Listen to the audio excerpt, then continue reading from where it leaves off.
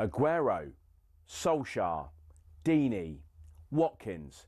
Sure, you know all about those last-minute goals, but have you heard the one about the on-loan goalkeeper who saved his temporary employers from disappearing out the Football League and into almost certain financial oblivion?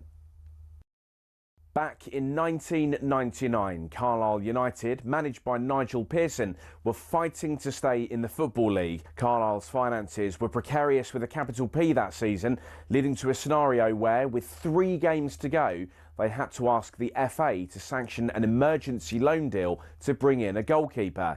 Swindon Town's Jimmy Glass arrived at the club. His efforts in his first 2 games earned the Cumbrians 2 draws.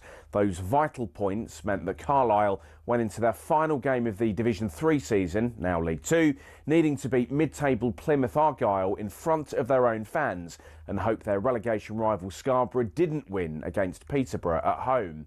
The game at the McCain Stadium finished 1-1, and with the same scoreline at Brunton Park deep into injury time, Scarborough's fans invaded the pitch en masse, believing their Football League status was secure, convinced they'd done enough to stay up. However, there'd be one more plot twist. Carlisle won a corner in the dying seconds, and up came Jimmy Glass. In one of those you couldn't make it up moments, Glass scored from a rebounded header and was promptly swamped by teammates and thousands of fans who quite simply couldn't believe what they'd just witnessed. As for Jimmy Glass, he became an overnight celebrity, but he never played for Carlisle again, and his playing career never really kicked on after that defining moment. He took on various jobs outside of football before finding his way back into the sport as player liaison officer at Eddie Howe's Bournemouth, and most recently the general manager at non-league Wimborne. Not the fairy tale ending to one of the most Hollywood moments in football, but the name Jimmy Glass will live on forever as the scorer of that goal, arguably the most important in any club's history.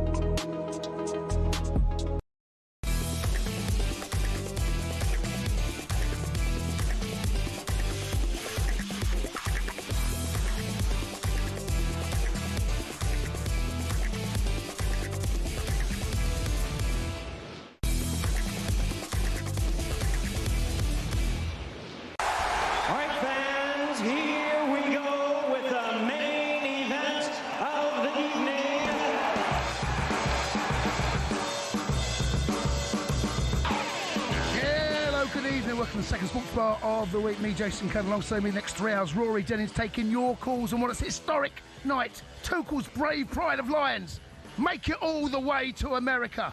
19 goals scored, no goals conceded, 6 out of 6. England are marching their way over to America. Cut this. England, our country, green and pleasant land. We've only gone and done it. Against all odds, Ryan from talkSPORT gave no odds at all. We've gone and done it. June the 11th, we will be flying the flag for England. Thomas Tuchel has led his bunch of brave Lions to a peak. No one thought we'd get there. Everyone said we couldn't do it against all odds. talkSPORT odds. The 3 Lions, they've only gone and done it. Made us proud to be English. Proud to be an Englishman here, right now. Our German, the Kaiser Tuchel. He's done it. Said he couldn't do it. German couldn't do it, they said. He's made me proud. Proud to be an Englishman. And somehow, he booked a place in America for us. Us. Done it for us. Next year. They all tried. They failed. No one else has done it yet in Europe. Tuchel's done it. Germans haven't done it. Portuguese haven't done it. France haven't done it. Spain haven't done it. We've done it. The first European side on American soil. Albania couldn't stop us. They all tried. Serbia couldn't stop us. They tried. Latvia couldn't stop us. Tonight, they tried. Couldn't stop us. Not even Andorra. The mighty Andorra. They all failed. Turned up and failed. Our brave, courageous Lionhearts are back. We're back. It's one of the most amazing feats in recent memory for me. Don't know I'm going to get through the rest of the show. So proud. Gaza would be proud if he was sat here now. Sir Ralph Ramsey.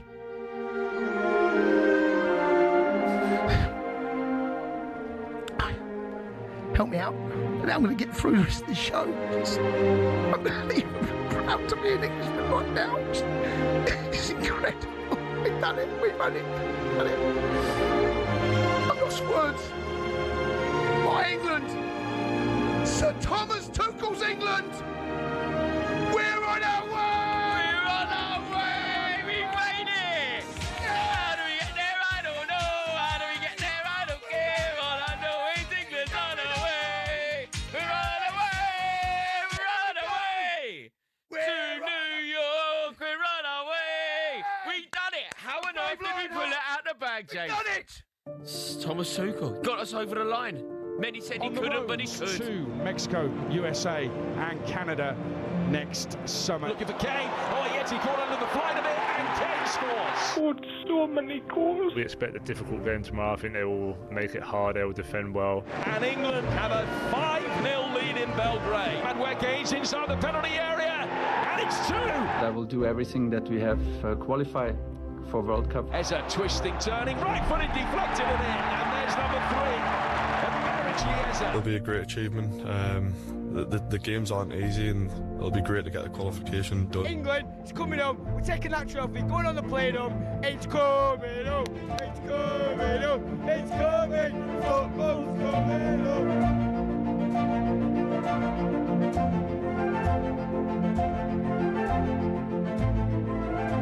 There you go. It's coming home, apparently. Get your calls in, gang. 03717 223334. Latvia 0, England 5. Rory, Jennings. Book your flights, Jason Cundy. Book your flights. We're there. We are there. We are through to the World Cup finals for the 8th tournament running. Go. We're not messing the game. We're not playing games. Thomas Tuchel rocked up. Said he couldn't do it as a German, but he's proven everyone wrong so far.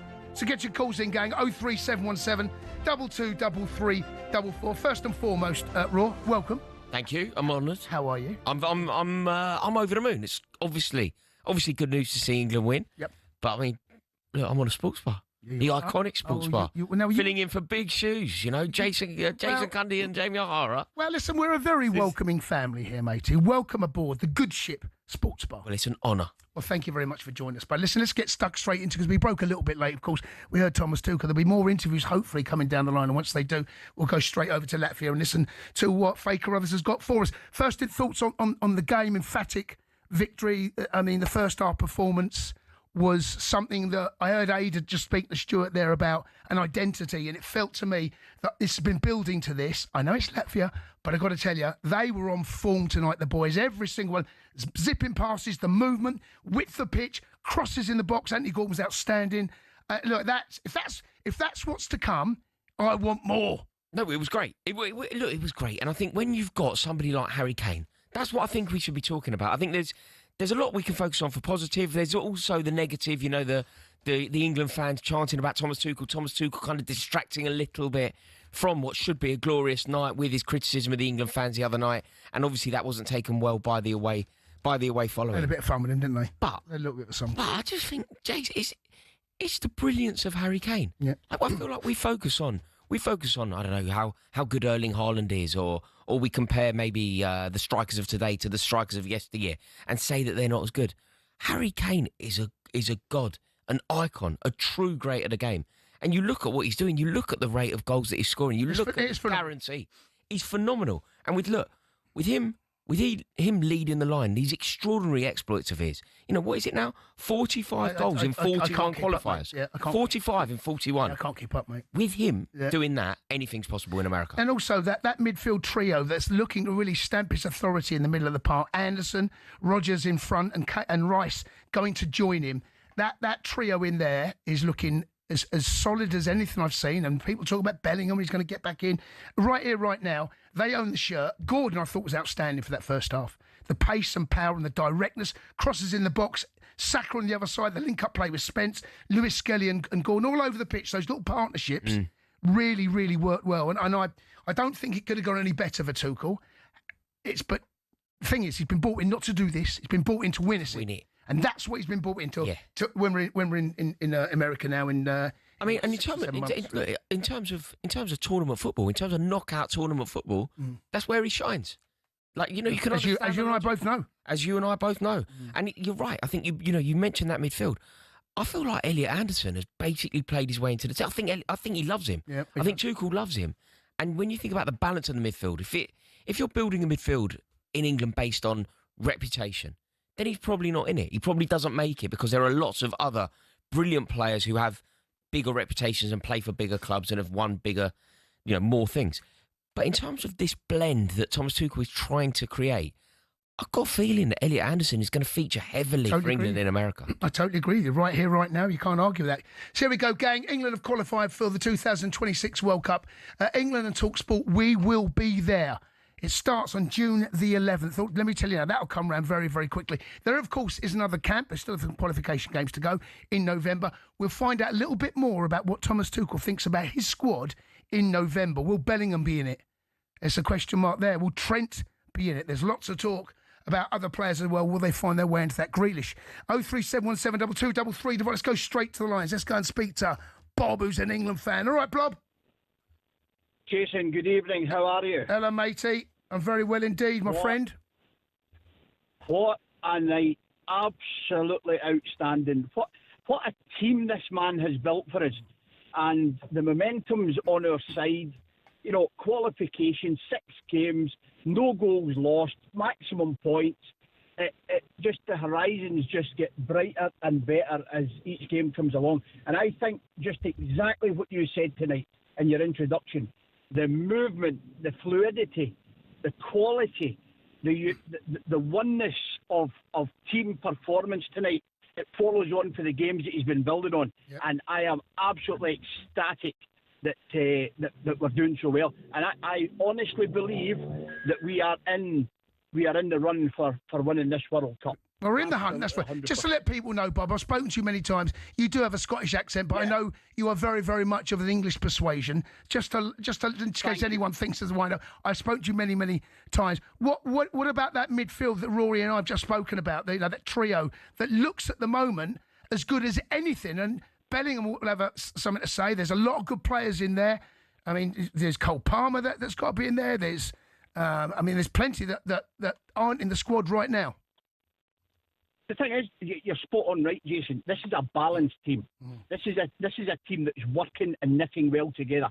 We don't seem to have the problem at the moment of the old historic Lampard, Scholes, Gerrard set up where we're trying to squeeze guys in. We've got guys fitted perfectly to Mr. Tuchel's master plan. And I think it is going to be hard for Jude Bellingham. Of course he's going to be in the squad. Of course he's going to be going with us. But does he start? We've got a plethora of quality there, and that quality is knitting and fitting, and that's what we've cried out for years now in tournaments. We've cried out for teams to have knit and to work together, and that that's been so impressive. I'm delighted tonight, absolutely. So what do you think here, Bob? You know the players that haven't made it so far. Jack Grealish isn't involved. Obviously, Cole Palmer's injured, but he's not involved. Phil Foden is another one. Jude Bellingham. Those players, we've constantly spoken about this debate, haven't we, between picking players based on form over reputation. Would you be happy to go into a World Cup with Elliot Anderson starting and Jude Bellingham watching from the sidelines? 100%. If it's performances like we've put in this qualifying competition, of course Jude Bellingham's got to go. Foden's got to go. You've got to bring them on. Do you bring them on as an impact player? you maybe have to consider that. But you cannot start to dismantle this team with its balance and the results that we're achieving with this unit. You can't change it. No. You change it if it starts to fail and falter. But at the moment, it's just working seamlessly. Bob, listen, you've explained it beautifully, actually. Thanks very much for the call. When we're talking about the midfield, right, you mentioned all those names there. Is a squad game. And we've seen, and you and I have watched so many different competitions over the years for England. The first England team that always starts a competition, as you progress, it's never the same team that plays the last game. That's true. Rarely. I'm looking at that England squad, that England team there now. I'm trying to think of players that will come in right now. I can name two that I think will. I think Reece will, and I think Mark Gahey will. They're the two that I think will come in that can strengthen that team. I'm not sure he's going to touch too much more, actually. Well, do you think Anthony Gordon starts for England? I think, yeah, I do. Do you really? Yeah, I do. And I think that he has given him that shirt, and I think he seized it. I've always felt that Anthony Gordon, what I saw from Anthony Gordon tonight was he was told, you get that ball, you go past your fullback. I don't want you cutting inside. I want you passing the ball backwards. If you can't go past him, of course, they're doubling up. You go, first touch, bang, gone past him. His intentions were from the first whistle. Same as Saka on the other side.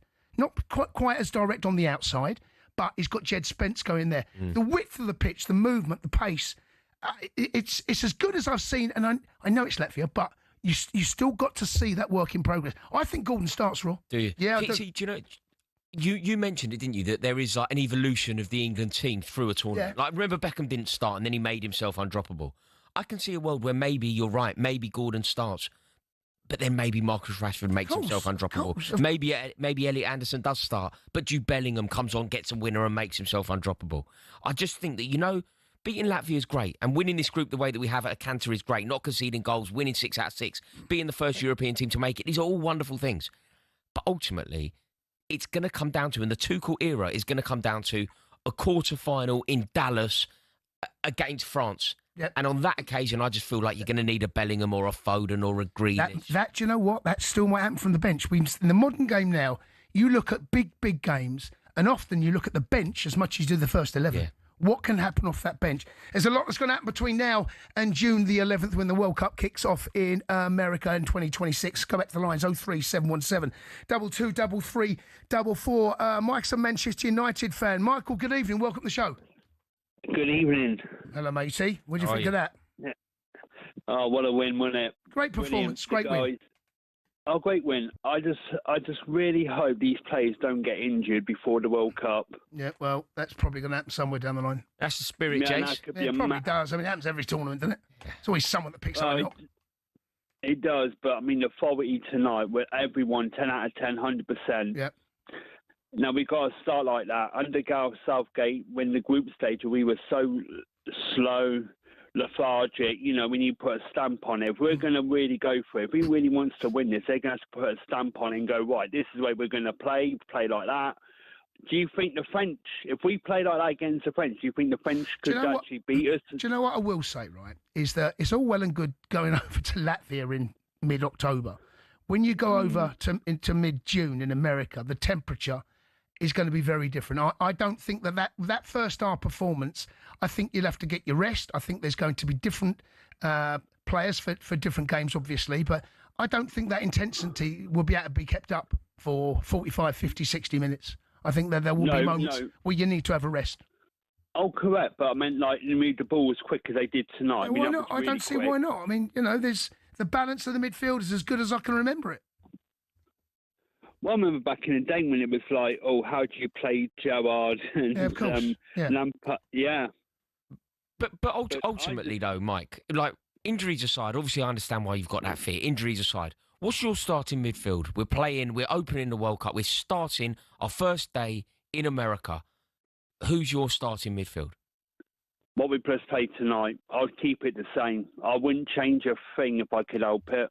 Really? So look, it's easy saying it, but that means that you've got players of the experience and the silverware of Jude Bellingham and Phil Foden watching at best from the bench. You sure?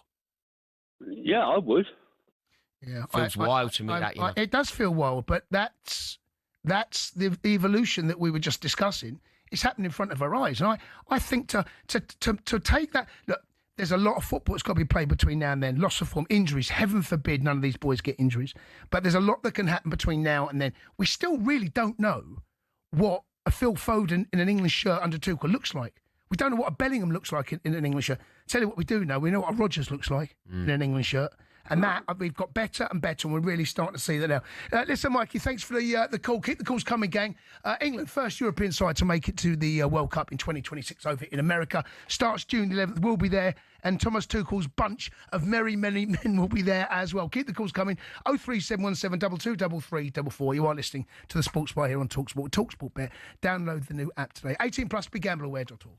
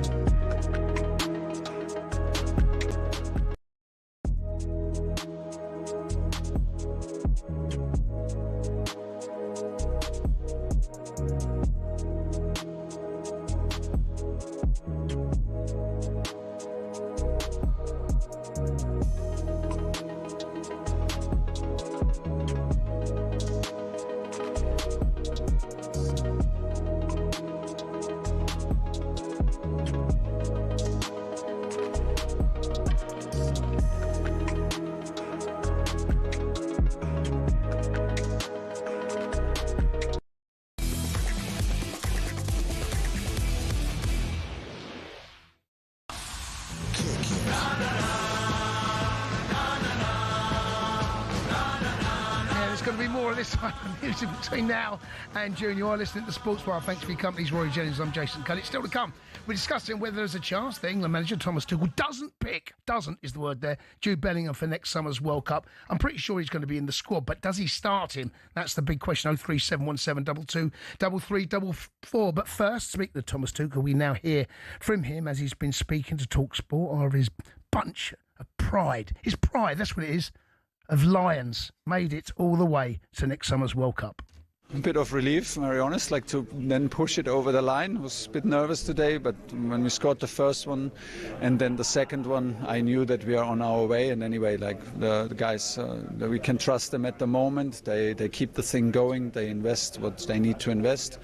You see it on the pitch. It's very dominant. They like the hard work. They like to work for each other. So they enjoy being in camp, and it's, as you can see it in the results. Thomas Tuchel there reflecting on taking England to the World Cup next year. 19 goals scored, none conceded, 6 wins out of 6 and 2 games still to play. Heading back to the calls now, 03717 22 Let's go and speak to... Oh, no. Here we go. Oh, no, I've seen his Oh, name. no. Honestly, of all the calls I didn't want to take... Might be someone else. It's moaning Mo. Oh, dear. Here we go. Right, Mo. Drag the show down. Yeah, you're right, mate. Yeah, phoned up to congratulate England, I believe. Congratulations on being the 137th team in the world. Well done. Mm-hmm. You really outdone yourself. Yep. Your show, honestly, today has been a little bit embarrassing. Why? I mean, you England fans, you never learn, because each and every time, Jason, each and every time you get to a World Cup, and when it actually matters, you bottle it. You've got no winners in your team. Oh. So just stop overhyping your team. You've got 0 winners, and you have no world-class players in your team. Harry Kane is not world-class. When it actually matters, he bottles it. He's just broken Nat Lofthouse's record. He's a flat-track bully. He's just 5 against Hoffenheim, but he won't score in a Champions League final. You can bet your house on it. Do you know he's just beaten Ronaldo and Erling Haaland to the fastest 100 goals for one club. Why don't you compare? I'm just saying. I'm just giving you. Are you from Libya? Okay, that's right. You support Libya, moaning. Yeah. How are they getting on? Relevant? Compare trophies. How are they getting on? Trophies. Libya have won the same amount of World Cups as England since 1966. So I don't know why you're laughing at me. You're gonna get your team.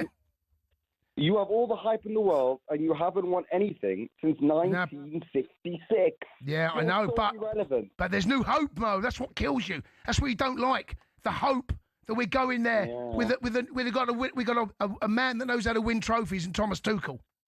Yeah, but your team doesn't know. Your team is a bunch of losers. Your manager's a winner, fair enough. But your team is a bunch of losers. Not for their clubs, they're not, Mo. Surely you can see a world where this team can win silverware. Anthony Gordon, no trophies, yeah? Harry Kane... he won the Carabao Cup. Carabao Cup. No trophies. If you're going to come on spouting, get your facts right, Mo. Anthony Gordon, Tim Pot. Harry Kane, 1 trophy after a million years. Saka, a couple of community shields. Rice, nothing other than a Tim Pot European trophy. Elliot Anderson, nothing. Rodgers, nothing. Skelly, practically nothing. Konza, nothing. Spence, nothing. Pickford, nothing. Your team is a bunch of losers, mate. Jace, I can't believe I'm going to say this. I'm sorry to do this, Jason. I feel like I'm being a bit of a Judas to you. But Moaning Mo's actually onto something there, isn't he? No, he is onto something, and he's right. But when he puts it like that, I mean, Harry Kane, you say he's not world class. That's just Mo. No, that's ridiculous. But the lack of silverware that he demonstrated. Should we be picking the players that have won multiple trophies? Like the Phil Fodens, the Jack Grealishes. Right, okay, I'm going to give you Frank Lampard, Scholes, and Gerrard. Those boys picked up multiple pots every single year, sometimes 2, sometimes 3 in some cases, right? What did that do for England? It's a good point, Mo. Would you say to that, mate? We've had those winners, put that in your pipe and smoke it. Your team will never win anything because when it comes to the international stage, you're all a bunch of bottle jobs. Mo? Wake up and smell the coffee. Mo, I love you, right? I love you, but I hope Libya get there. Whatever, mate. No, I do. I just hope for your sake that Libya finally get to a World Cup. Whether we're there or not there, we're both going to win nothing. But you'll be cheering England, Mo, won't you? We're both going to win nothing. I definitely won't be cheering you lot. Never. Oh, Mo. Oh, Mo. Who will you be supporting? Every team but England. They always end up happy. Honestly, he's such a miserable. How'd you get on against Chelsea the other week, Mo? Talking of a bunch of losers. We're not talking about that, No, I'm mate. just asking how your bunch of losers got on against Chelsea last weekend. We're not going to have a chat about every single game in history. No, Mo, I just asked. The last league game Liverpool played, how did your bunch of losers get on? What, the losers that won the Premier League title, yeah? Well, you got beat by the world champions. I'm afraid that's just how things go. Let's go and speak to Pete, who's a Chelsea fan. All right, Pete, up the Chelsea. How you doing? Up the Chelsea. All right, Pete, what do you want to say, bud? I just think, like you're talking about Anderson and the Bellingham swap. I think Anderson's really sort of like he's cemented his place out. Right, so I think the person that I think you'd be worried sort of change would be Rodgers, and I think Palmer would be the improvement. Obviously, I'm a Chelsea fan, but I think Palmer's just much more quality sort of than what Rodgers is. Yeah, I don't disagree with you, Pete. The problem that we have is this team that Tuchel has got playing well, got finding rhythm. He seems to like it. Like, didn't he say something along the lines of, if Madueke was fit, Madueke would have been in the team over Saka because of what happened when we went away to Serbia. I think he likes this team, this Anderson team, Rodgers team. It's got balance. You can't say it hasn't got balance. But I just think if you're improving players like and putting a little bit more down, I just think Palmer over Rodgers. I just think that'd be like the cherry on the top. I think personally. Do you know what, Jace? I agree with Pete, because what this team is, I know it's got balance and I know it's just beat Latvia and whatever else, but it doesn't have enough X factor. Right. So, as I made the point earlier, those players, the first team that starts in a European major tour, not a world major tour. I'll give you a perfect example, right? Jeff Hurst, he started the World Cup final. It was only because Jimmy Greaves picked up an injury, right? Who's a better player, Jimmy Greaves or Jeff Hurst? I think we all know the answer to that one. But actually, Sir Ralph went with what he felt was the best to go and do on that particular day, and it turned out. Cole Palmer is obviously an unbelievable footballer. But right now, that dynamic of we got Anderson, Rodgers and Rice, that works. I don't know why he would break that up. We might see in the next international break, right? We might see Palmer starting that. That might happen. We might see Palmer start in the games, in the friendlies in March. We might see Bellingham start there. We might, there's Adam Wharton might find him. There's all sorts of things in that between now and then. But based on what I just witnessed tonight, I don't know why you would change it.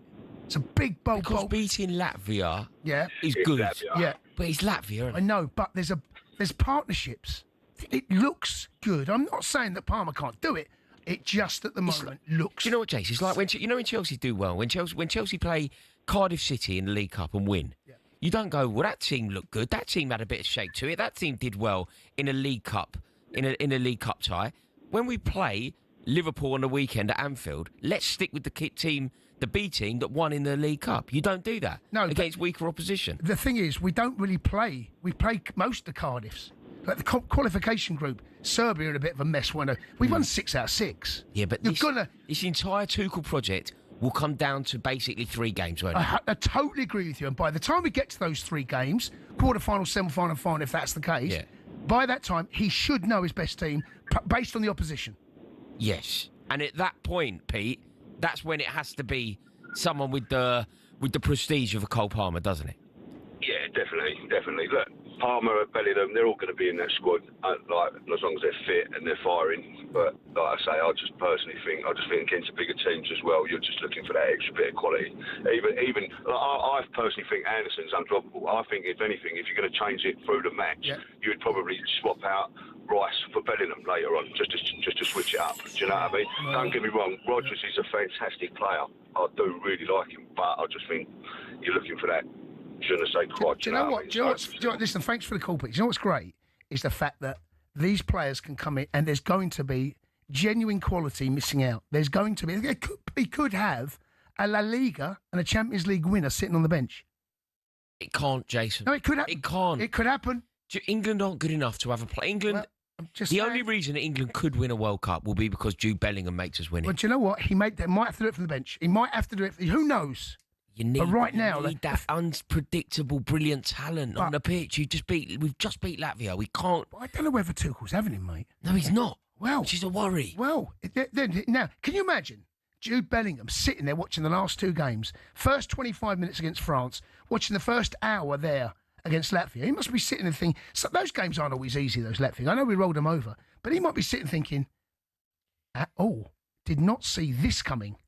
Listen, Jason, there's a million things that I'm prepared to like defer on. But Jude Bellingham needs to be starting for England at the World Cup. That is the least controversial thing I've ever said. There is something that I'm just like non-negotiable about. No. I don't care how good Elliot Anderson or how Rodgers has looked or the balance of the team. Jude Bellingham must be not only in the squad, but in the team. And I'm worried because I'm like you. I don't think Tuchel's having him. I'm going to take you back to June 1966. You're having a conversation with Sir Ralph, right? Right. And Alf says to you, Jimmy Greaves, I can't start him. And I'm going to play Jeff first. What are you saying to him? I'll say, you know best. You know best, Sir Ralph. I'm not disagreeing with Sir Ralph on this. What are you doing to me? I know, but what would you have said? At the time, I'd have gone, what are you talking about? It's bonkers, Alfie. Get a grip. There you go. Let's go and speak to Carl, who's a Liverpool fan. All right, Carl? Good evening, chaps. All right, matey. What do you want to say? England made it to the World Cup. Yeah. Sorry? England made it to the World Cup. Yes, but if they hadn't, there'd have been serious repercussions, let's be honest. Yeah. I mean, Tuchel hasn't done anything that Gareth Southgate wouldn't have done in the same group. Let me ask you this, though. I'm going to ask you this. No. Yeah. We'd have qualified. Yeah, you're right. But how many times have you seen a Gareth Southgate side go away to Latvia and the balls pass from back to left, back to right, back slow? Today there was an intensity. You could see this was a Thomas Tuchel team. This was not a Southgate team. You could see that. So what about all the other games where he has been criticised for the way the team's played, and he's criticised the team for how they played, but he's the guy who sent them out there. Now, I just wanted to pick up something that Rory said earlier as well about Harry Kane. He scored 45 goals in 41 qualifying matches. Yeah, 45 goals, 41 qualifiers. Unbelievable, eh? Right. That's 21 goals for him in 13 games this season. Hang on a second. How many of those qualifying matches were against teams that would have cut it in our first division, let alone the second division? Yeah, not many. I agree that the standard of opposition isn't great in qualifiers. If you've got those statistics to hand, how many goals has he scored in major tournament final matches out of the goals he's actually scored? Well, actually, in finals? England. In finals? Yes. They won the Golden Boot. Not in eight. Yes, but overall, because we've obviously been in several tournaments where we've got to two finals and one semi-final. Yep. But he's not produced, like one of the other callers said, he's not producing the same. So you're judging him on two games? Sorry? You're judging him on two games for his national side? No, not two games. I'm talking about he's been in several tournaments now with England. In Russia, he scored 6 goals, didn't he? And he won the Golden Boot in Russia with 6 goals. Right, but what about the last tournament? I mean, off the top of my head here, he scored 3? Three, I think. But what I'm trying to say is, Harry Kane is an unbelievable goal scorer, but he still plays in a lot of matches. You'll see him when it's not going potentially right for England. Instead of being up there in the box, he tried in the Euros to drop into midfield, which he did, and he got the ball and he was spraying it out to younger players who were sprinting up the pitch. But he can't keep up with them. He can't get into the box, and that's where we need him in the tournament matches. He should be letting the other players do all of that donkey work, and all his job is like Jimmy Greaves and those sort of players were, you stick the ball in the net. Carl, do you not think that of all the things that we could worry about with England, of all the problems that we have, we could focus on our Achilles heel at the back, we could focus on this quandary around the middle, you could focus on two. Harry Kane is the world class player that we have. We get too overhyped with ourselves, or certain people overhype England during the knockout, the group stages, because we're beating teams and we're winning 6 matches. Carl, we've all said. Hang on. Or some of these qualifying games, we've been awful. Well, we have. I wouldn't say we've been awful, but we're getting better. Would you agree with that? Well, we're getting better, but we've been awful. But we're getting better. But we're getting better. we got better today, but we're playing Latvia. I know, but Tuchel... They'd struggle... Yeah, I know, but here's the problem, right? Carl, you can't win... against Wrexham. I know, but you can't win this on because Tuchel, as Rory said and I said, Tuchel has done nothing more, as you said, the Southgate, right? This is definitely done a different way. Tuchel's been brought in for 3 games. It's the quarterfinals, the semi-finals, and the final. They're the 3 games. So you can't really judge him yet. All we can do is look at what he's done.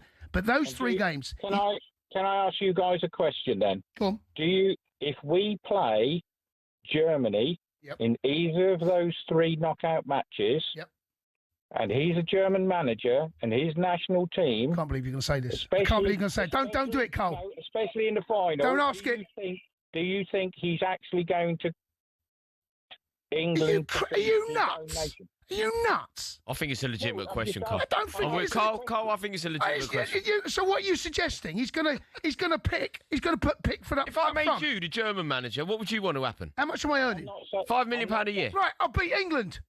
I want to beat England. Judas. No, Cundy, you Judas. I'm telling you now. I'm telling you. Everything's for sale with you, Cundy. Everything's for sale. People said it about Sven. I didn't see Sven when he played Sweden and wouldn't lose. People said this about Capello. They're now saying about... Look, you say it's a fair question. I don't think it is.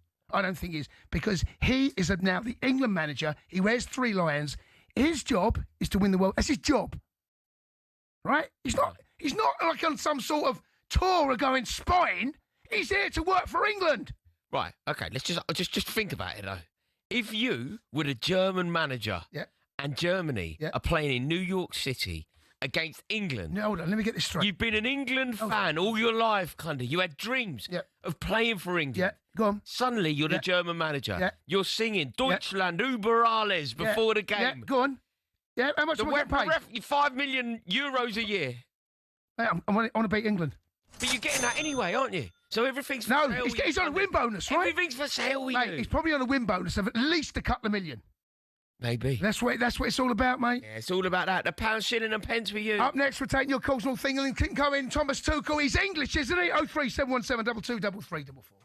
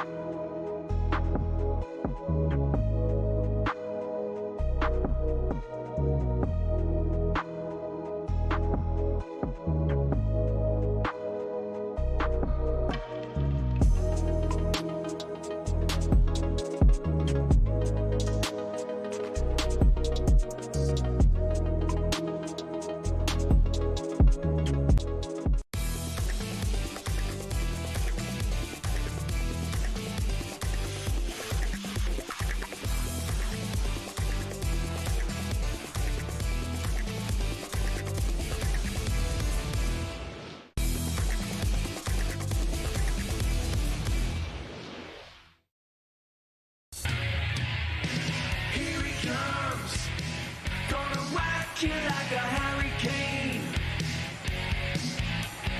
Here he comes. Gonna shoot What is this? like a hurricane. What is this?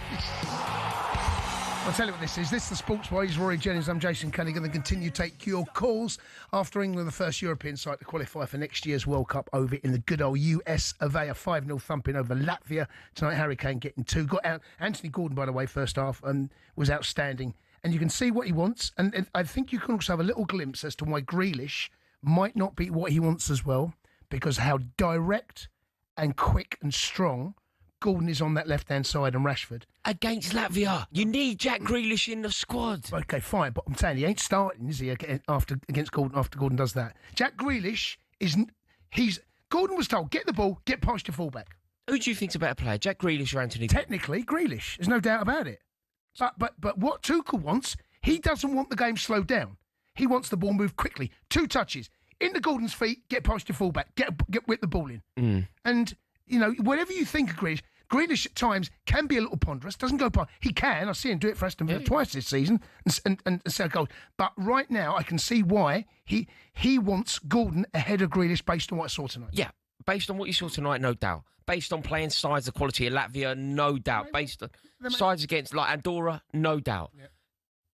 But I feel like what we have to prepare for is when we play Germany. What we have to prepare for is when we come up against Argentina.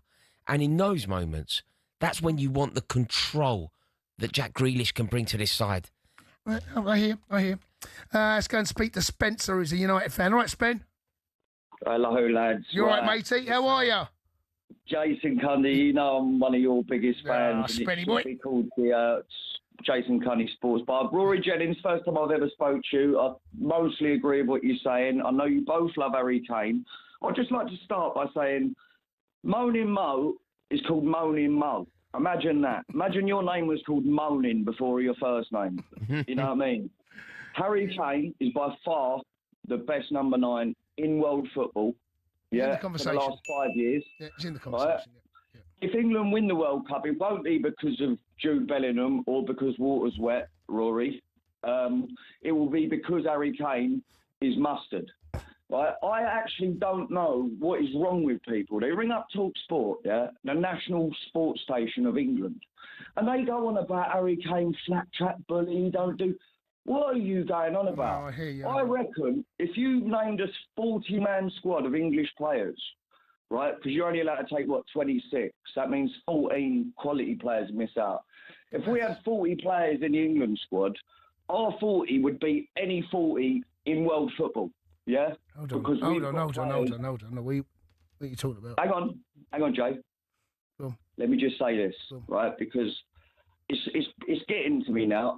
I rang up once and said Tuchel's German, I'm not having it, and that was just like I was just jumping on the bandwagon. Have you I don't changed? care where he comes from. Have you changed? I don't care where. Eh? Have you changed now? You in Tuchel's army? No, I'm not changed. I was 42 the other day, so I've grown up. I can admit my wrongs. You know what I mean? I'm happy about At the end of the day, boys, there's nothing wrong with supporting England. It made me actually think of Tony Temper, God rest his soul, Yes. a former, right? If he heard what these people are saying after watching England win 5-0, no matter who it's against, he'd be on the radio giving it billies. Yeah, at the end of the day, mate, England just won 5-0. We're the first team to qualify for a World Cup, which means we can... But there are some truisms, though, about a previous caller said that this is what Southgate would do. He gets to tournaments, right? And that is true. I've seen other managers get to major tournaments. Our problem is not getting there. Our problem is always when we are there. We have come up short time and time again. That's what Tuchel's been brought in for. Rory said it. He's absolutely right. Tuchel's been brought in for 3 games. We're out the groups. Get past the last 6, and then it's in the quarters, semis, and final. They're the 3 games he has to make a difference in. Right, but you could go back from any England manager in the last 30 years, and that was their job. I mean, Graham Taylor had the same job. Look what he's done. Steve McLaren, he had the same job. Yeah. No, the job is slightly different, though, Spencer, because other managers, there's been jeopardy around England qualifying. Other managers, England hadn't recently made it to finals. Tuchel has literally come in to win England a tournament. Gareth Southgate has laid the foundations. Gareth Southgate has had us in finals. Gareth Southgate has made qualifying nothing other than a formality. Thomas Tuchel's job isn't the same as Steve McLaren's or Graham Taylor's. Thomas Tuchel's job is literally come in, win it. That is literally the job. You win it and you've succeeded. You don't win it and you've failed. Yeah, listen, thanks for the call, Spen. Yeah, I mean, also what you can see is, I mean, a lot of people are clamoring for Adam Wharton. I get that, I understand it, and I totally hear their argument. Adam Wharton's 21 years of age, all right? Thomas Tuchel is not laying the foundations like Southgate did for next season. This is about this season, this World Cup, 18-month contract, go and win it. He may stay on after that. I don't know. No one does. But his job is go to America, win us the World Cup. And it's as simple as that. Keep the calls coming, gang. 03717223344. You are listening to Sports Wire with talkSPORT Bet. Download the new talkSPORT Bet app today. 18 plus, begambleaware.org.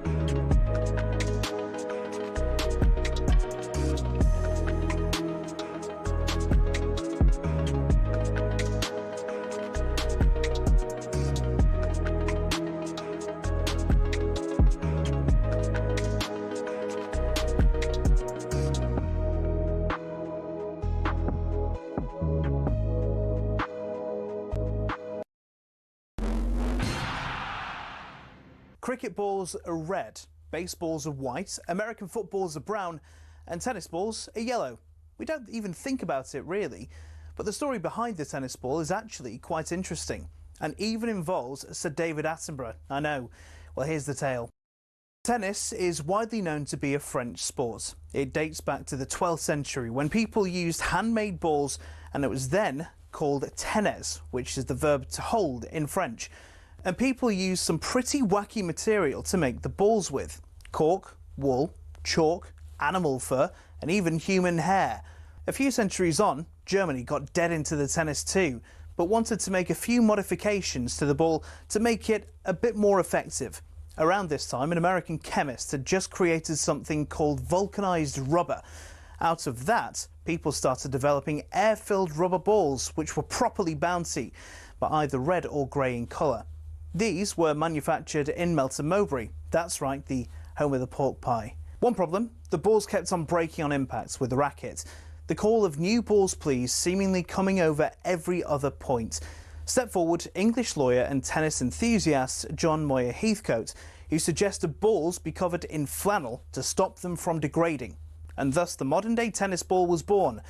But these were white or black, so how did they become yellow?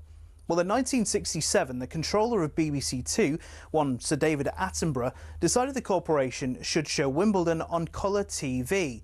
He got his wish and it was wide into people's homes across the country. The only sticking point, the white balls were nearly impossible to see on the screen. So the International Tennis Federation, sensing an opportunity, started developing a new ball that would be visible even without the need for 4K LED displays. Not that anyone had that in the late 60s. After rigorous testing, they came up with the colour Optic Yellow and decided every ball be coated in that colour from there on in. And there you have it. Tennis balls are yellow, all because Sir David Attenborough wanted to watch Wimbledon from the comfort of his own front room. You could say the ITF aced it.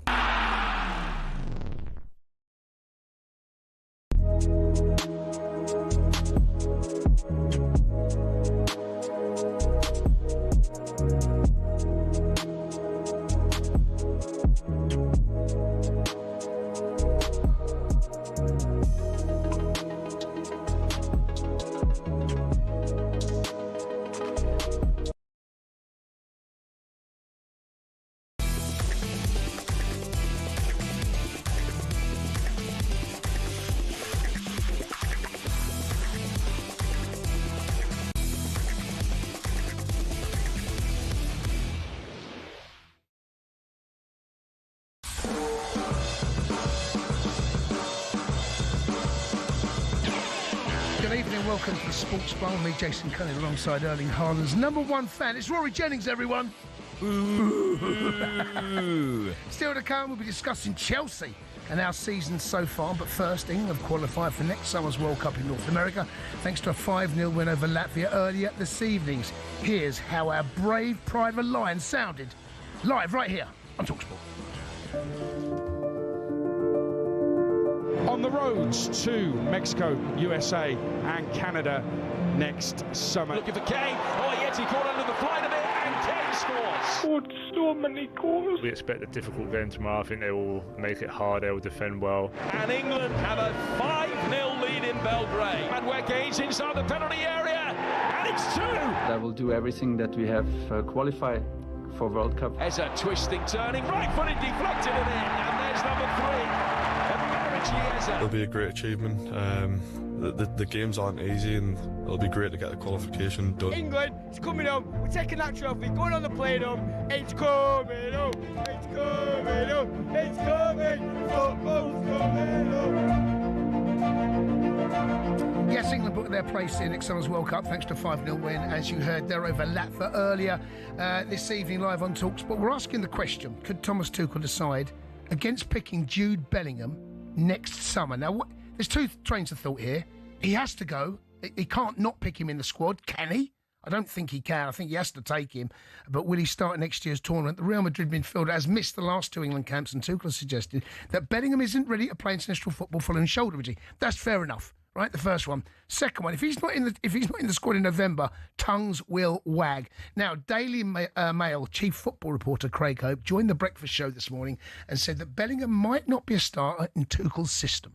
I honestly think there's a part of Tuchel doesn't want to start Jude Bellingham. He's come in and there is something quite clearly, judging by his comments and extension, his selections, that he doesn't like about Jude Bellingham. I think Thomas Tuchel will want this to work. He will want them to go and win well tonight. He will want them to be good teammates and again next month. And that means Jude Bellingham, yes, as you say, Ali, it'd be a hell of a call actually leaving him out of the squad, given the moments he can produce. But does that mean he's a starter? In conclusion, my answer to the debate we had last night was no. I don't think he will start the opening game of the World Cup next year, providing those who are there at the moment are still in form and fit. Craig Hope there from the Daily Mail chief football reporter there, and he's kind of, what he said there this morning, it's kind of happened, doesn't it? Wants to see Tuchel, wants to see a big performance, convincing win, and that that's happened, and you know. They got the shirt. The boys in the park at the minute, they got the shirt. You got to take it off them. It has. Look, Jason, I agree with a lot of what you're saying here. We've beaten Latvia. We've qualified at a canter. We've scored goals for fun. We've conceded none. We've played 6. We've won 6. The point I keep going back to is this team, the way that it is at the moment, the Elliot Andersons of this world, as wonderful as they are, what we don't have in this team at the moment is the X factor. And this rift, and I think there is a rift between Tuchel and Jude Bellingham, I don't think that's a good thing. Jude Bellingham is the kind of player that will propel us to a tournament. This team is a very nice team, capable of qualifying, but it isn't capable of winning a tournament. That's my fear. 03717 223344 is the number. Jill, the Man United fan, has dialed. All right, Jill, good evening. Thanks for the call. Good evening, Jason. Good evening, Rory. How are you doing? All well and good. Very, very happy, Jill, as I'm sure you are as well, that we're all going to America next year. We're not going, but you know what I mean. I'm very happy we've qualified. We always qualify. But I'm with Rory tonight for the first time ever. Whoa, that's unnecessary, Jill. Shots fired for no reason. Do you feel dirty? You agree with me? You could have left it there. You gained nothing from that additional bit in a sentence. No, I agree with Rory for sure when he's talking about. I don't understand this narrative around Bellingham at all. I don't understand it. He's a quality player. He plays for Madrid. He's a quality player. He goes and he starts for me. He starts. I don't understand this narrative. And also, I agree with Rory about Grealish as well. Grealish has to go too. He's another one that is a quality player that can go. He won't start, but he's got to go and he'll come on. Do you know what? I agree with Foden Jill as for the well. first time ever. Oh, dear, the Perriers. I agree with Jill for the first time ever. See how unnecessary that bit of the sentence was? Let me ask you both this then. Who are you? Rory, I'm sorry, but Foden's another one. Foden Who are you goes leaving as out well. the These are squad, all Jill? quality players. I don't I know, understand it. but you're going to have to leave someone out. Now, look, I think Bellingham will definitely 100% go to the World Cup, right? I'm not convinced Grealish will, by the way, but I think Bellingham will. But who are you going to leave out? Right, okay. Who are you leaving out for Foden then? Oh, well, just asking the question. For Foden, you leave out anyone because it's Phil Foden. For Foden, you leave out Max Rodgers. I was just It's Phil gonna say Foden. Out the squad? If you have to. Oh, no, that's not. If it's one or the other. No I was just going to say you leave out Rodgers. Well, Anderson's done great tonight. Honestly, he looks great. He looks brilliant. Yes, but you can't say leave Jude Bellingham on the bench to watch from the bench, Jason. No, I'm saying what I'm saying is that the balance of this team right now suits those three in the middle of the park. Now, unless something changes, and of course it can, I made the point earlier, that the team that always starts a major tournament, rarely does it play the last game in the tournament. Whether we get knocked out, make the final. Things evolve. Injuries, maybe a suspension, maybe a cameo role off the bench. And Bellingham's a big game player. I agree with you. It looked balanced against Latvia. It looked great tonight. We won 5-0. And the narrative around Kane, I don't understand that either. No. Kane starts. Rice starts. Of course. So what's your team then, Jill? Give me your team to take on whoever we take on first game over in America. What's Jill's team? Oh. What do you mean, oh? You phoned us up. I know, but... That's what conversation is. We go... Come on, Jill. Who's in goal? Obviously, Pickford. Yep. Who's left back? I can't think off the top of my head. Skelly? Yeah, Lewis Skelly. Come on, Jill. Skelly? I'll do it, Jill. Me and you. This is our combined team, right? Okay. I'm like, hold on, who's manager? It's like who's Sven and Tord. Sven and Tord grip. It's me and you. Who's manager? Is Jill manager or you manager? Jill, yours Sven, I'm Tord. Right, you're manager, Jill. Come on, have a conversation with the Perriers. Pick your first team for the tournament. Go.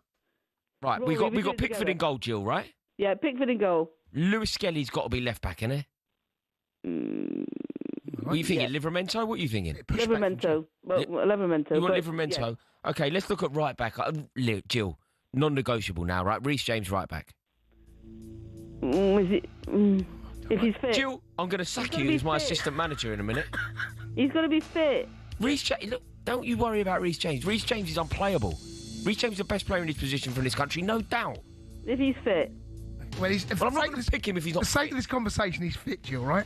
Okay, he plays then. All right, so, by the way, I don't like the dynamic of this. You two ain't going to get us out of the group at this stage. Jill, we're meant to be like... Can't even pick a left back. Jill, we're meant to be... Come on, you're meant to be a team. Come on, we're a team. We're like Gary Barlow and Mark Owen. Ready? Centre halves. John Stones, Mark Gahey. Yes. John Stones, definitely. Okay. Okay, right. Now we need our midfielders. Sounds like Jill's getting bullied here. I'm not going to lie. No, I feel like Jill's giving me a lot of heat, a lot of pushback. Jill's... I want to get... Jill, I'm not... Jill, I want more from you. Jason. Pardon? Give me a chance. Right. Come on in. Jill, I'll say one midfielder, you say another. Right. Bellingham. Oh, straight in, okay. Okay. Go on. Adam Wharton. Wharton? Yeah, Wharton. Jill, you're the gaffer. Where did he come into it? We're doing our team for the World Cup, Jill. Honestly, you two. Jill, there is absolutely no Jill, way. You Jill, two you're are going to get the tin tack in a minute if you don't sort yourself out. You never mentioned Wharton. Jill, we're a team. We're doing this together. One player, one player. You're not a team. We're a team. You're not a team, you two. You're falling out. Jill, we're meant to be like York and Cole here, and you're all over the place. Jill, come on. We need another midfielder from you. Help us out, Jill. Rice. Right, so Rice. The most unconvincing Rice I've ever heard in my Wharton, life. Bellingham. I like it. Right. Okay, Jill, you ready? Yep. I'll say the centre forward. You do the two wide players. Right. Harry Kane through the middle. Yep. Right. Gordon. Gordon. Go on. So just pick the team. Don't. Go on. Who's on the Gordon one side? Who's on the other? That's a bit tough for me. I do want to get Eze in somewhere. But why didn't you put him in over that side then? Because you can't put him instead of Saka. Honestly, what's going? Where's Gordon? Gordon's on the right now, Can I Jill. put Eze in? Where? You dropped Saka, Jill. You drop. Jill, think about this one, Jill. Okay. This team's not. Jill, getting you've that made through. a pig's ear of this. Oh, thanks very much. You threw it at me. I came on to talk about Bellingham. You threw it all at me. Bear with me. I want Eze in there somewhere. Where are you squeezing Eze in? I mean, you've got Bellingham in, and where's Jill, Eze? Jill, there's going to be a mutiny in the camp. The players are gonna riot. You know what? Adrian Dunn will have a field day. He's heard Tord and Sven having a row on the touchline. Jill, if you're going to be the manager, Faye Carruthers is going to put you under so much pressure. I don't think you can have what it takes. No, she hasn't. You're going to buckle. You're going to buckle under pressure. No, I'm not agreeing with you. So where's Eze playing, Jill? Come on, this is painful now. It shouldn't be this difficult. Is Eze on the left or the right? Jill's dropped Saka. Jill don't know what day it is. Jill sounds like she's got. Jill, you all right? Jill's going to break down in tears. Jill, I think I'm going to have to sack you. Jill, you're going to be. Jill, I'm going to be the Mark Bullingham. You're out of here. Okay, I did try. You did all right, but you've dropped Saka. You've dropped Saka. You didn't like Wharton. It's all gone wrong. I didn't understand where Wharton came from. It's Crystal Palace. Right. And your slander to Reece James. Come on. It wasn't slander. I just said if he's fit, because he gets injured a lot. Okay, can I just go and read you back your team, right? Pickford in goal, Livermento left back, weird one. Reece, John Stones and Mark Gay, fair enough. Wharton, Rice, Bellingham, Eze, Gordon and Kane. You happy with that team, Jill? Yeah, what's wrong with that? It's going to be nothing like the team that Tuchel. If Tuchel was to see that now... But Yeah, you've done all right, Jill. Jill, do you know what? I sacked you say earlier what and I feel Tuchel's bad gonna because you pick. pulled it back You at the said end. what me and Rory are going to pick. Yeah. I feel like you've just about rescued it, Jill. I don't know whether you have. Jill, appreciate the call. Okay, thanks very much for putting us on spot. Appreciate it. Great to talk to you, Jill. It was brilliant from you. Poor old Jill, is she? Yeah. She buckled under the pressure. Asked her a question. She buckled under the pressure. Yeah, she. You know, like what I needed for. Do you know what I loved there though? That was my moment as a manager. Felt good. Is it? Felt good. You're falling out with staff, mate. Carlos Queiroz. Let me play the game, yeah? Keep the calls coming, gang. We continue to take them on all things England. After Thomas Tuchel's pride of brave, courageous Lions booked the place in Summer's World Cup next year. 5-0 win over Latvia. You are listening to the Sports Bar here on talkSPORT with talkSPORT Bet. Download the new talkSPORT Bet app today. 18 plus, begambleaware.org.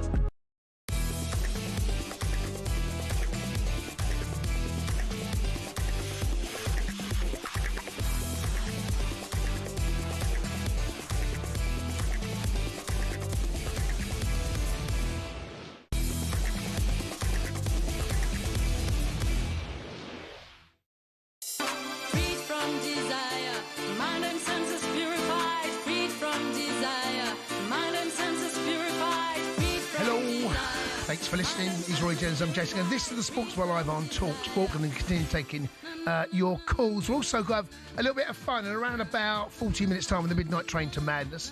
Obviously, the midnight is when we start it. That gives you a little bit of a clue. You can phone up and get involved. No sport, no politics, no religion, nothing too serious. Other than that, anything goes within reason, OK? Keep it clean if you can, gang. But first, England skipper Harry Kane has been speaking to talkSPORT after 3 lines. Put their place in next summer's World Cup. Here's what he had to say. Yeah, proud of the boys. It's been a fantastic group so far. I think sometimes it can be underestimated what you achieve. I know we're expected to qualify, but to do it 6 out of 6 with 2 games to spare, I think is credit to everyone involved. So another fantastic game today. I spoke after the last camp about continuing the momentum that we've been building, and I think we've done that. So another clean sheet, 0 goals conceded in the group, and we can enjoy this.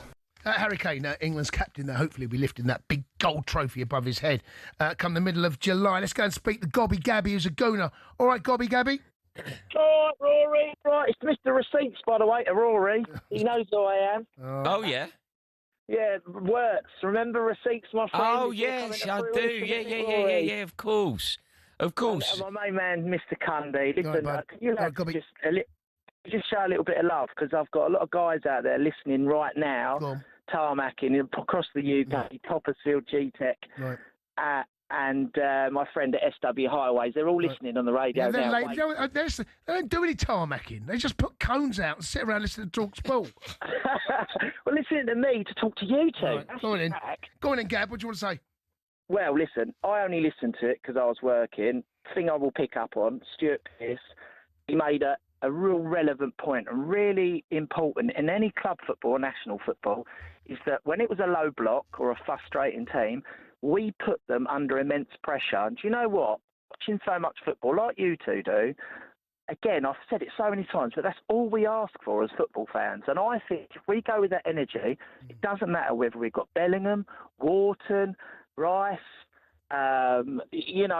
we can go in there with anybody. It's pressing, and teams are used to it. When we play that lapsy-daisy, slow form of football, build-up, people know what to do with us.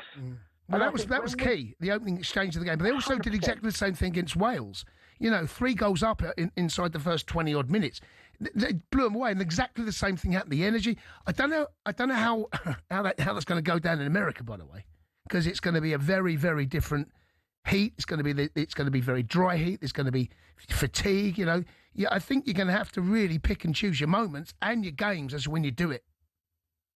But the abundance in squad that we have, it's very much like Arsenal at the minute. There's a player for every position, ×2, potentially 3. And we don't know. This is the one thing that you guys and a lot of the fans, and I must say, while I remember, moaning Mo, Libya never qualified for the World Cup. So let's put some laughing sounds on that, gents.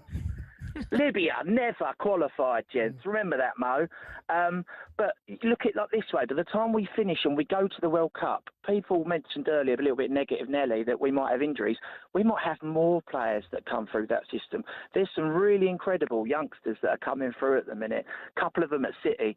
Arsenal, obviously. Who knows where Wanyeri might be at the end of the season if he gets regular game time now, Odegaard. There's so many other players that could be pushing 6 months, as you know, guys. Yeah, I've got one here for you, Gabby. Do you know what? I was thinking about this. You know, for what about Nico O'Reilly? Yeah, that's the fella, the City fella, is it? Is that all I'm on about? Yeah. Yeah, Man City, incredible. Where could he be in 6 months' time? Yeah. I think that could be a potential breakthrough. You know, when you're looking at the team now, it feels like the team has taken shape. It feels like Tuchel almost knows the team that he wants, and it feels like the team that we've seen tonight is definitely a shadow of the team that will start in America. But if there is anyone to break through, O'Reilly could most certainly be it, because he's a very good player, but he's also competing for a position that is up for grabs. Certain positions are locked down, aren't they? Harry Kane will start, Bukayo Saka will start, Jordan Pickford will start. O'Reilly could definitely work his way into it, couldn't he, Gab? I think so. And, I mean, I've gone on about Eze in recent weeks, but again, he's come on, done the business. And I just think there's a lot of, even if Bellingham didn't start, I think there's players, we're in an abundance of players that can come on and change a game. Look at that last Euros. I remember Palmer scoring a screamer, and I was shouting the whole tournament, build the squad round Palmer. He was there, he had the energy. It's a bit different now. Yeah. But I think we're now more a squad than we are single individual players, and I think that's where we've suffered over years. Well, I think Tuchel deserves a huge amount of credit for that, and he's built that in a very short space of time. He has not had his feet under the table for that long at all to get what he wants across. And this ain't like club management where he has them every single day. He has them for a very short space of time, and he made the point. He had a day and a half, by the way, when he met up with Wales, and he got that over the line and done well. There's more to come, definitely. Let's go and speak to Tone, who's a Man United fan. All right, Tone? Hello, mate. How are you going? Are you big? Oh, hello? Are you big, Tone? Bit rude, Cundy. Yeah, no, if you like. I just want to know, because whenever I see them Tone, I always think... You think Big Tone? I always just think Big Tone, I don't know why. Yeah, but also you could find out if you're small, because if you're small, you could be Big Tone, ironically. Yeah. Are you Big Tone? I'm a Little Tone, are you? 20 years ago, yeah. Big Tone nowadays, yeah. Oh, okay. Go on then, Big Tone. So I've been to watch England last. I was a member about 20 years ago, so I watched a lot of the Golden Generation, and I've recently started going again, and I'm hoping to go to USA. And the difference now between like the last caller said about having the squad now, we've got the caller before that who you couldn't pick a midfield between you because we've got so much. No, Tony, I picked a brilliant midfield. It was my co-manager who let the side down on that front. Jill had a mare. Jill had a mare. Toward grip. You got Eze, you got Wharton, you've got Anderson. No one mentioned Anderson between you. I think. I thought it was poor. I wasn't impressed with their midfield at all. An amazing season, and even at the back. I mean, I thought Jed Spencer's had a solid couple of games. There's so much like you replace. There's 5-6 players you can replace like for like, and he's not gonna affect the team massively. I'm really confident. I can't wait to go to the US. I'm really looking. You're going, Tone? You're gonna travel. I'm going, yeah. All right, bud. Well, listen. Make sure you phone again, all right, before you get out there. Will do. Cheers, Tone. There he is, Big Tone. Big Tone. Big Tone. We change it, Big Tone. Let's go and speak to Ad. Find out if Adam's big. All right, Ad. All right, matey. Are you big? Yeah. No, I'm only very slight. Small lad. Really, mate? You're one of my brothers. I've got you, my friend. We're like brothers. Like, I've always got a soft spot for anyone in part of the sub 5'6" club. Mate, we like you know like how gingers keep an eye on one another. We keep an eye on one another. Yeah, got your back. Yeah, I've got your back. Yeah. Go on, what do you want to say, Ed? But I'm not agreeing with you tonight, Rory. Though I'll be honest. After everything I just said, mate, you're meant to be my brother in arms. Oh, you two fall out, mate. We stand strong. Us sub 5'6" club, right? Oh no! I'm tall. I'm just slight. Right. Okay, fine. No wonder we were going to argue. Right. What's your issue? Well, I just think. I mean, Bellingham. The last 12 months certainly for England, he's not necessarily proved himself, and he hasn't played at all for Madrid other than that 4-0 loss earlier in the season. Well, sorry, Adam. I've got to interrupt you. I'm a polite man, but I can't abide lies. How can you possibly say that? When we were in Germany last year, the standout moments of that tournament that was pitiful, and Gareth Southgate should hang his head in shame what happened last year, the standout moments with Jude Bellingham opening the scoring in England's opening group game, England getting the 3 points with a Jude Bellingham 1-0 win. And then the moment of the tournament from an England fan's perspective, and I was in the stadium in Gelsenkirchen when he scores a bicycle kick with the last kick of the game to keep us in a tournament. How can you say he hasn't contributed to England? And he did win Men's Player of the Year last year for England. I'm not saying he hasn't contributed. I'm just saying he hasn't. 2 standout moments doesn't equal a standout season. You did say he didn't contribute. I didn't say he hadn't contributed. I just said he hasn't been outstanding. And he's a very good player. He's an extremely talented player. But I think the team that we've got playing at the moment is a consistent. So you're not starting Bellingham. I'm not starting. But Bellingham. You're taking him. Are you taking him or leaving him at home? I'll take him. You're Yeah, take he's him, definitely a player that you need. Yeah, Adam, do you think there's anything in this? Cundy, what do you think to this? Go on, mate. Is there a problem having a player with the prestige of Jude Bellingham, the power of Jude Bellingham, like the eyeballs and the newsworthiness of Jude Bellingham? Is it a distraction to have a player like that and not play him? No. Well, you can have Jude Bellingham sitting on the bench, everybody overanalyzing every move that Rodgers makes. Well, if England win the first 3 group games, 2-0, 2-0, 2-0, and Rodgers has an assist and a goal in each game, that'll stop. The only noise will happen is if he doesn't take him or doesn't play him, things don't go well, comes off the bench, and then has an impact on the game, and then not starting. I think Tuchel knows exactly what he's doing. He will not have any doubts in his mind when he gets there about the best team he's got.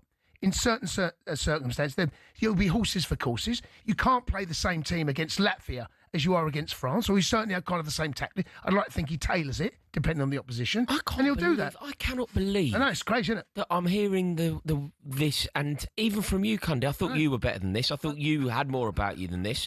You can't rationalise and justify Adam's ludicrous take that Jude Bellingham shouldn't be in the England starting lineup. Well, you're giving it oxygen. You're giving it mileage. It's bonkers. I'm just telling you now that right here, right now, what I've witnessed, to take that out. Look, I'm not saying Jude Bellingham can't, but I'm saying based on what I'm seeing at the moment, I don't see how he gets himself straight back in there. Latvia. England batter Latvia, a team that are 123rd in the FIFA rankings. 123rd.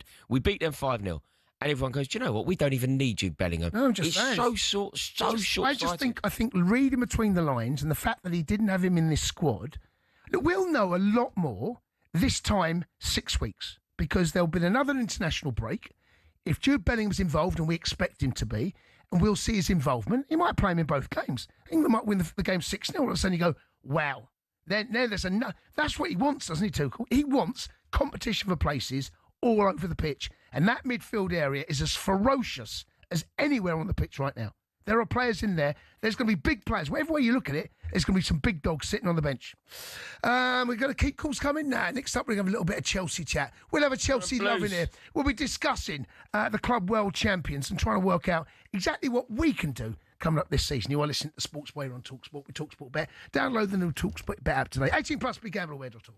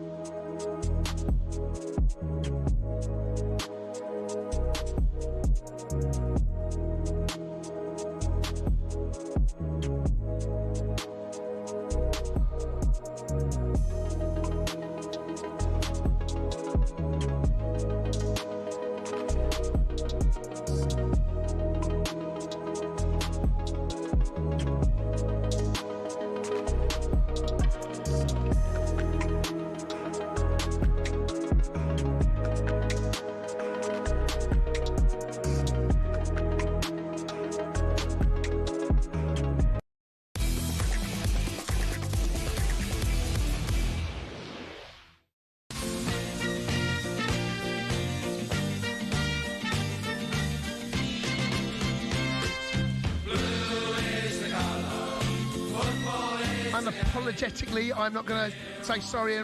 No, Chelsea. I've got Rory alongside me, big Chelsea fan.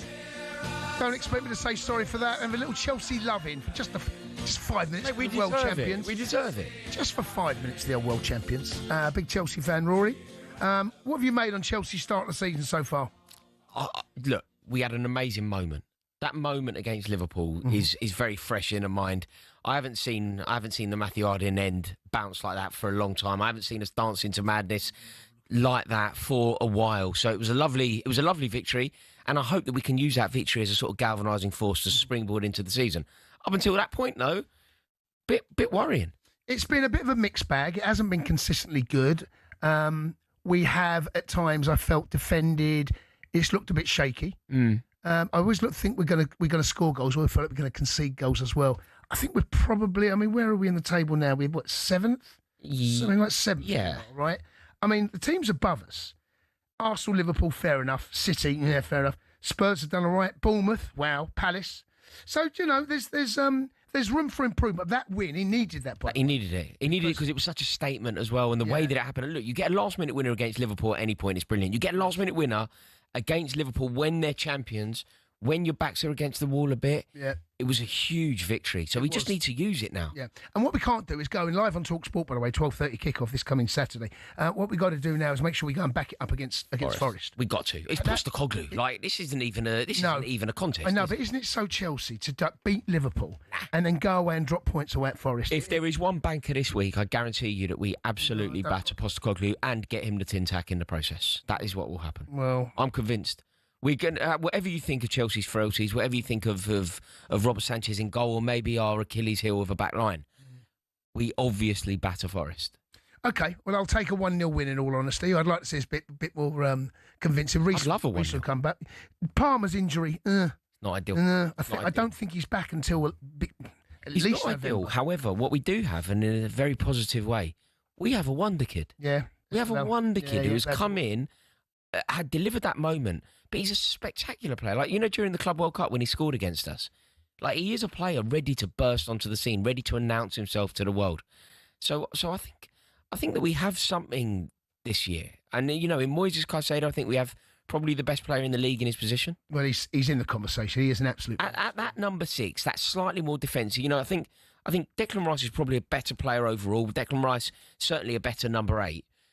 But as a number 6, as a deep-lying midfielder, I think Moises Caicedo... He's the best ball-winning midfielder in the country. Agreed. That there's no doubt. Yeah, agreed. But it is, he's an absolute monster in the middle of the park. And we're still waiting to see some of those injuries come back. Unfortunately, we've seen Colwell go out injured for the whole season. Yeah, it's a that's disaster. a huge blow. It's a real disaster. Yeah, but Josh Achimpong, by the way, I don't know if you've seen... Good game, I thought. He's a good player. And do you know what I realised? I don't know if we talk about this enough, but Reece James is an icon, isn't he? Yes, he is. Towards the end of that game against Liverpool, when he ended up as centre-half with Jarrell Hato. He did.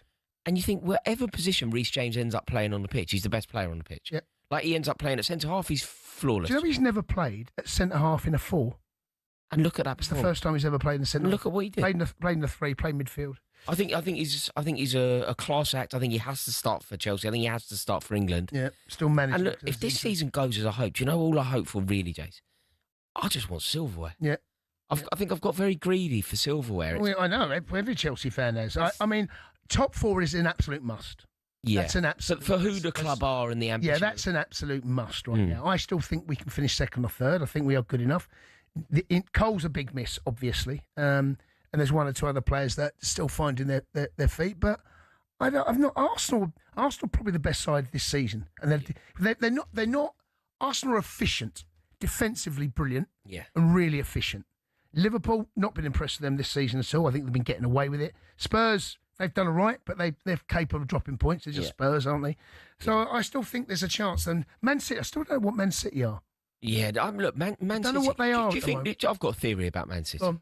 Do you believe that there's anything in this? Do you remember when Robin van Persie left Arsenal, went to Manchester United, and basically just won Manchester United the league? Yes, he did, yeah. Like, I'm not saying he's a one-man team, but like Michael Carrick had a good season or whatever else. But basically, they signed Robin van Persie. Van Persie went there, scored a load of goals before Christmas, and they won the league. Haaland is a man possessed this year. He's a different version of himself, scoring very clever goals, very cute goals. He's incredible. Can he Do you think there can be a world where Erling Haaland just wins City the league? I think defensively they're not good enough. I think Donnarumma in goal, Erling Haaland up front. I still think they look vulnerable. City. I still not completely convinced by them. Mm. You know, I still come away. I mean, they played Brentford last game, right? And they won 1-0. Haaland scored, of course he did. On another day, goes a different way. There was a 1v1. Who was it? The 1v1 Yeah. was it? But do you know what? I'd use that result and that goal. You know the goal that Haaland scored, a very rugged goal. It's a brilliant centre. You know he scores that kind of rugged goal. But then did you see the goal that he scored against Monaco? I think it's like a backwards header, very clever guided header, like Sheringham. The fact that he's kind of scoring all that variety. If they tighten up at the back, City, I might be in your camp. Yeah. But right now, I'm not convinced enough that they are. Liverpool got the best. Arsenal got the best defence for me. Mm. Liverpool, but there's too many teams defensively. And we're like that. You know, we scored the second amount of most of goals, but we can see too many. Yeah. There's a lot of teams. That's why I think Arsenal win the title. Here's a question for you. You know, a lot of records, Premier League records, it feels like they're there forever, not to be broken. And a record that I said will always live forever is Chelsea's record of conceding 15 goals. Yep. I said, somebody one day will go unbeaten. Somebody one day will break Alan Shearer's 260. Somebody one day will do whatever. Yep. The record that will never be broken, nobody's ever conceding less than 15. Arsenal, after 7 games, have conceded 3. Correct. Can you see this Arsenal team conceding less than 15? I have to say no, but there's a caveat to that because defensively they are brilliant. They are really, really brilliant. That's why I think they'll win the title. And they're brilliant in depth as well. No, they are. They're all over the pitch. I hope I'm wrong. Right, I hope I'm wrong, but I think Arsenal, this is going to be their season. Do you know, we've spoken about the centre-halves, haven't we? We've constantly said that they've got great centre-halves, but they didn't have the cover, and then they bring in Mosquera, and they got the cover. They're fullbacks now. I know. Like Skelly can't even get in. And Skelly can't get in because Calafiori's undroppable. He's made himself totally indispensable to the team. Timber's a monster. And Timber is probably the second best right I feel dirty talking about Arsenal like this. Do you think they're going to do it? Oh, I think they win the title. If they do it, I'll never forgive Liverpool. I know it's on their watch, by the way, Liverpool. I will never forgive Liverpool. Spent $750 million on your watch. We've kept Arsenal away from it. We've done our bit. Yeah. Man City have kept Arsenal away from it. They've done their bit. Yeah. Liverpool have done their bit until if they let Arsenal get their grubby mitts on it after 22 years. I'd start to make peace with it. It'd be my advice because I hope I'm wrong. Come and look for me if a Liverpool I will win it. find you. That was a look at the latest action. Thanks to talkSPORT Bet. Terms and conditions. 18+. BeGambleAware.org. Bring it on with talkSPORT Bet. Download the app or visit talksportbet.com to see all our latest sign-up offers. 18+, gambleaware.org. In a second, we'll be going through the back pages. You guys will be waking up tomorrow morning with your bacon and sausage sandwich. And in about 15 minutes' time, it's the midnight train to Mad. It's part of the show that you lot own. We don't. No calls, no train. Rory and I just sit here.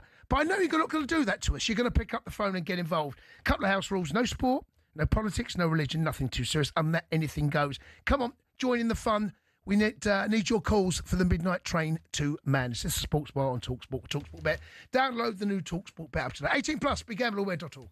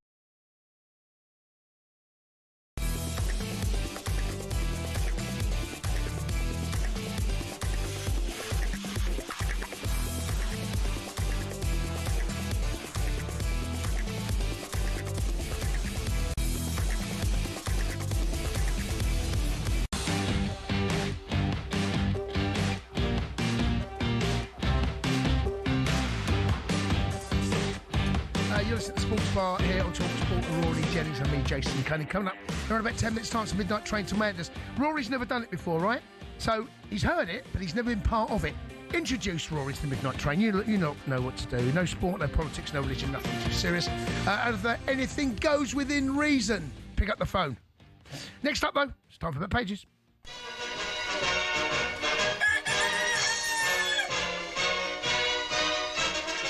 Yes, it's the Raffles Bet Pages, and Jack Cunningham joins us. JC, good evening, sir. How are you? Evening, lads. How are you doing? It's right, Chelsea takeover at night, isn't it? It's a little bit of a Chelsea takeover. Chelsea takeover. Yeah. We've only had a little bit of Chelsea chat, mate. It's fine. We haven't really done. Listen, there's only one big story in town, matey. We covered it here on talkSPORT. Been taking calls on it all night. An emphatic victory, 5-0. I mean, look, getting to the tournament is the easy part, right? But nonetheless, we've done it we've done it as quick as we can and done it in style, really. Yeah, look, you've still got to do it. England have still got to get there. And in the end, we conceded a goal, scored 18 times. Couldn't have done it much better, really. I think what I will say is I can definitely split it into two parts, though, because I think the first part was pretty poor, realistically. There was a few games that were extremely hard to watch and extremely difficult games that we sort of ground through. And then from Serbia, the 5-0 away in Belgrade, since then, been much better, obviously, and finally some goals flowing and players gelling, and it's been nice to see, certainly in this international break, the fact that without Jude Bellingham, Cole Palmer, Jack Grealish, whatever, Phil Foden, it hasn't really mattered too much, and England Kane didn't play in the other game either. I think what we're seeing a Thomas Tuchel side now, in the true sense of the word. He has very little time with them. There has been some teething problem, no doubt about that. But I think what we look at, we get England are getting better and better, and it's all about the tournament. It's the back page here after 6 wins, 6 games, 6 wins. England off to the World Cup, and it's the fact that we've got there and done it the way we have. You can't do it any better than that, really. I think no. Especially the last 2 games, we've looked high energy, high intensity, high press, good quality goals, taking it to the team, and dispatching of them pretty convincingly, but we know we'll play France, Spain, or someone like that's where Yeah, I mean Spain. I've got to be honest. I mean they're 4 games in Spain, so they started theirs a bit later, and they look absolutely unbelievable. I mean they haven't conceded a goal yet either. I think Marino's got 6 goals already in 4 games, so he would level with Kane. Kane got 6 goals as well. So Spain are the team to beat for me. I mean the way they play, the way their team works together. They haven't really missed Yamal over the international break either. And, we're talking about one of the best wingers in the world there, suddenly not playing, and they haven't really missed him. So Spain are the ones. And then, again, you got to continue to come with the heat, the humidity. That's all going to come into play. Yeah. The South American teams are going to be much better at dealing with that than England will be. But what I will say is Thomas Tuchel is a manager who knows how to win tournaments and get far in tournaments. He's proven it at club level with Chelsea, Dortmund, PSG, etc.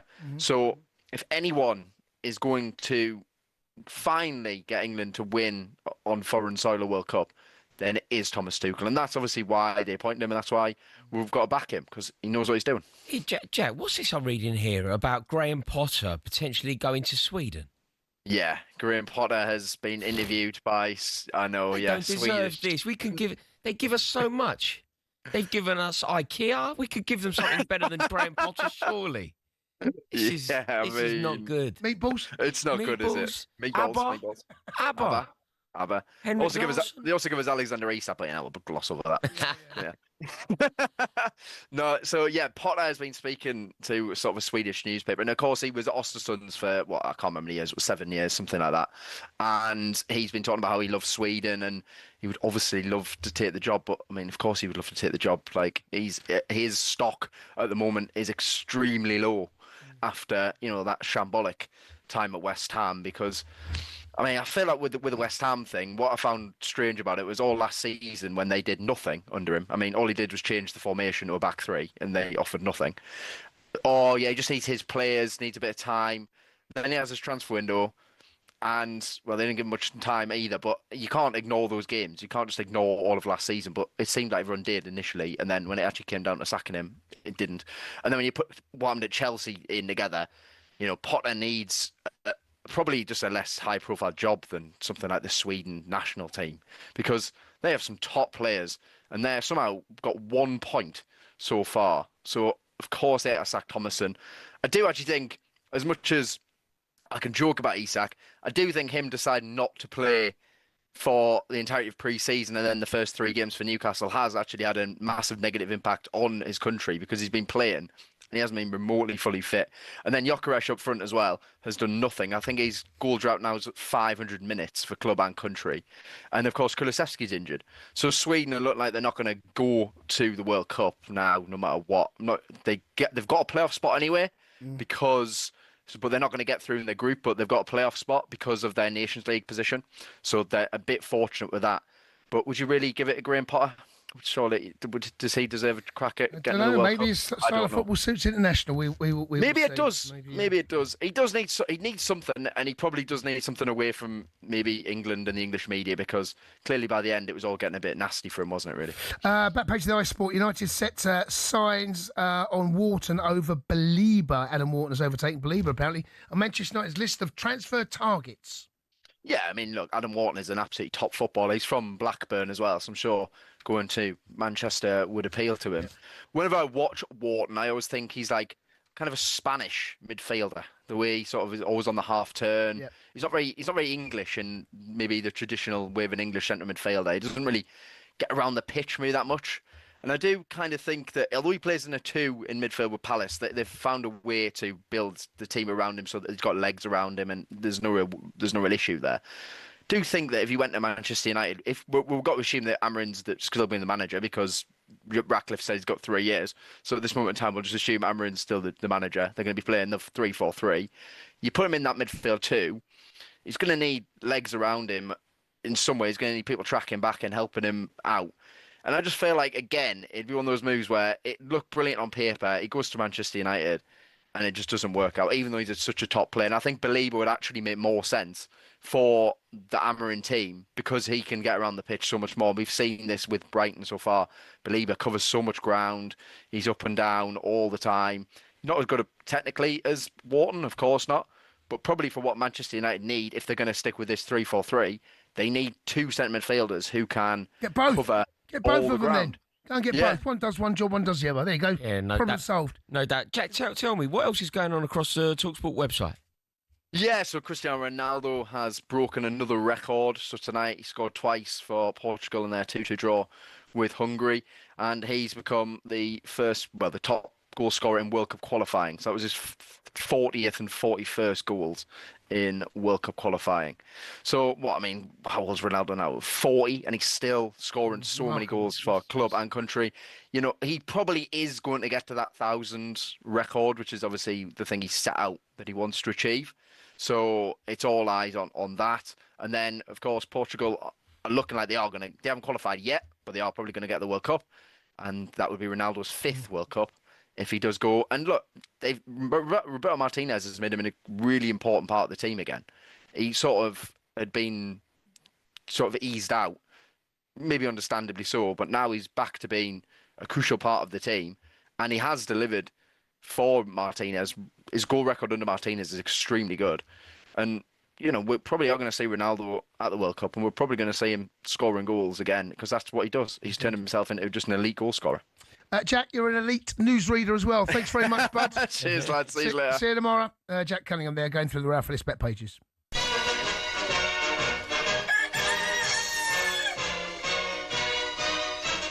Up next, though, it's the return of the Midnight Train to Madness. This is the part of the show you guys are going to help us out. Rory has never done the train. Do not disappoint you. 03717 223344. No callers, no train. No sport, no politics, no religion, nothing too serious. That anything goes within reason. Pick up the phone and get involved. This is the Sports Bar with talkSPORT Bet. Download the new talkSPORT Bet app today. 18+. BeGamblerAware.org.